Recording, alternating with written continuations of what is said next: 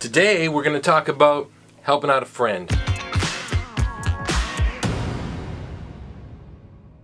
Recently my friend Chin had a flood in the studio. There's a restaurant upstairs. Somebody left a tap running. There was a big flood. Water was coming right through the ceiling, started to land on his gear. Chin's in a wheelchair, so it's not that easy for him to just move stuff. So he's got a lot of great friends. And this is the orb of love. People came and helped him move all the stuff out of the way. So a week goes by, everything's fixed up, and we can move back in, and he asked for some help, which I'm so happy to do because I just love to help out friends if I can. Plus, it's an awesome opportunity to maybe make some improvements. But there's some basic principles that we can put into place. And the first one is move the speakers away from the walls. Ideally, about a third of the way down the room. Now, some people would say 38%. If your head's in the 38% spot down the room, then that's ideal. In this case, we didn't actually accomplish that because he's got a big space, but he needs it for rehearsing bands, just a hang space for people, and there's some pillars, so it's hard to get around just the way you'd like to, but that's what we did, and we all noticed a big difference right away when we got the speakers. They were maybe about 10 feet off the wall. The second principle is arrange yourself so that the speakers in the listening position are about an equilateral triangle. So you got the speakers in the corners and your head is about an equilateral triangle. So before, his speakers were a bit wide, and what that does is it creates a stereo image that's too wide and it kind of hollows out the middle, like the middle goes missing. So in that situation, you don't get a cohesive stereo image. When they're too wide, it just doesn't really work as well. Principle 3, it's really easy.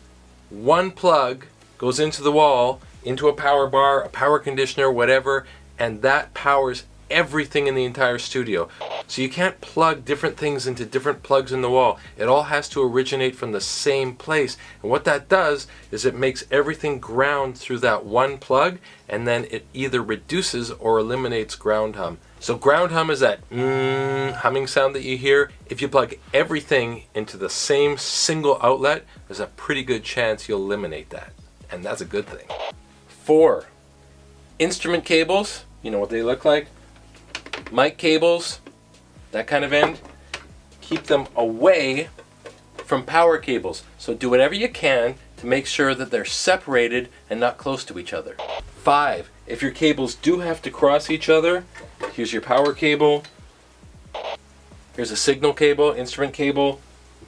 It's really helpful if they can cross at 90 degrees. It'll really help you reduce noise. 6, use the right cable. It's not that hard. We discovered that Chin had instrument cables running from his monitor controller to his speakers, his monitors. They're unbalanced and they're noisier. This is a balanced cable. It has 3 conductors on it, and it says right on the back of the speakers to use a balanced cable. It'll really make a difference as to how much noise you're getting in your rig. So let me just quickly run down the list one more time. Get your speakers away from the wall. 2 again, equilateral triangle. So your head is an equilateral triangle from where the speakers are. Good stereo imaging. 3, plug everything into the same circuit. 1 plug, that can go to all your other stuff, your power bars, your power conditioner. 1 plug, 1 circuit.